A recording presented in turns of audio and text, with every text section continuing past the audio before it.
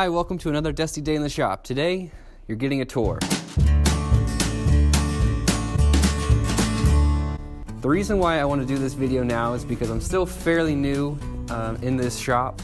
I've only been here a few months and I have a lot of plans to kind of reorganize all the different power tools and work areas for better flow.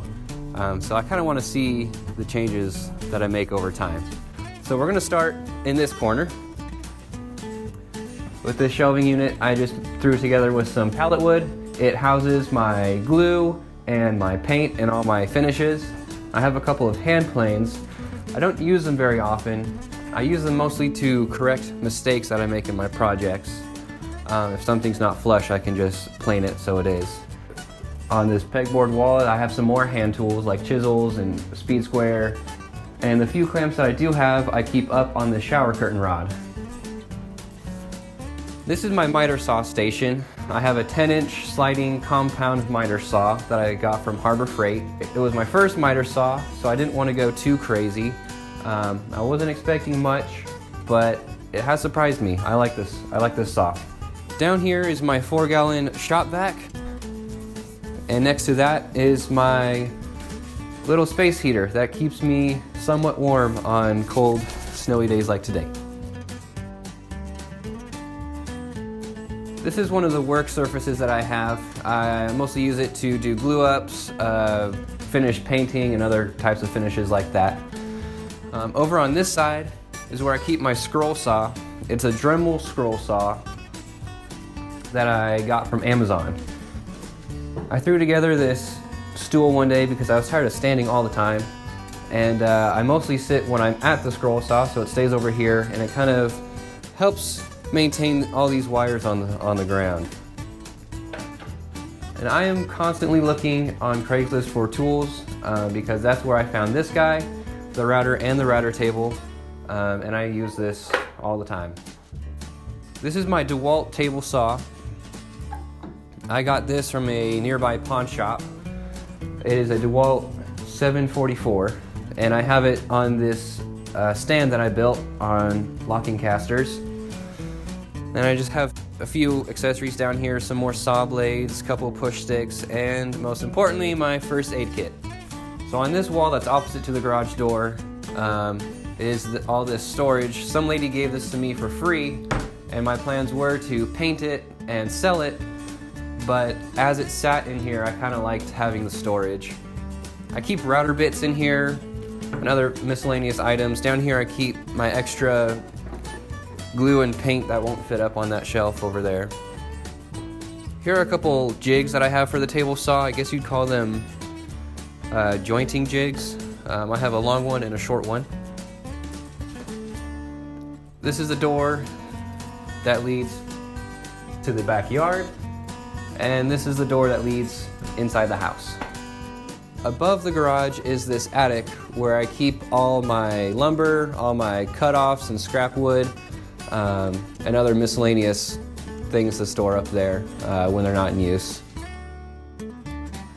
This is the first workbench that I built. I like it because I built it high enough for me, and I made a video of this as well. Here I store some more items up on some more pegboard. I have some more safety equipment, earplugs, goggles, dust masks. Down here is where I keep my shopping list. If I ever run out of something while I'm working, I just jot it down real quick and I pick it up next time I'm at the store. I have some more small clamps up here because this is also where I like to do some glue ups. I've added this paper holder so that I can just roll craft paper onto my workbench and keep it as clean as I possibly can. Down here I've got a few projects that are incomplete at the moment and a second first aid kit. I've got a belt sander, disc sander combo by Wen, and a 6-inch buffer that I picked up also from Harbor Freight. This is my Ryobi bandsaw. I don't know much about it because I got it from a garage sale recently. I've added an extension cord to my workbench because I don't have very many power outlets. I have one in the ceiling right here, and the other one is on this back wall here, so I kind of had to get creative with how I supply power to all my tools. So I have power running to here, which I use for my jigsaw, my Black & Decker jigsaw. I'm pretty sure I got this from Walmart. And for the longest time, this and my scroll saw were the only tools I had before I moved into this shop. I was working just on my front porch, and those were the only tools I had, along with my sander. Here's another janky shelf that I built, mostly to store my sandpaper.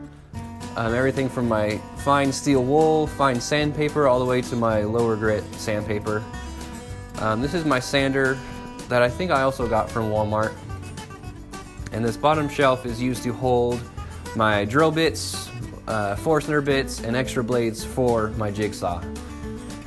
And in the last corner is this old TV cabinet that I've gutted for a project that I started and didn't finish.